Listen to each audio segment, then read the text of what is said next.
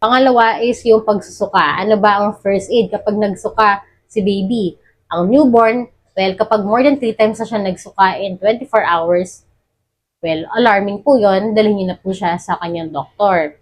Pero kapag infant, nagsuka dahil lang sa dede or post-tussive vomiting, yung nagsusuka after umubo, ang pwede niyo pong gawin is NPO or nothing per orem. Wala po kayong papainumin, wala kayong ipapakain at hindi po siya dapat iinom ng kung ano-anong liquid, gatas man yan, tubig, or juice.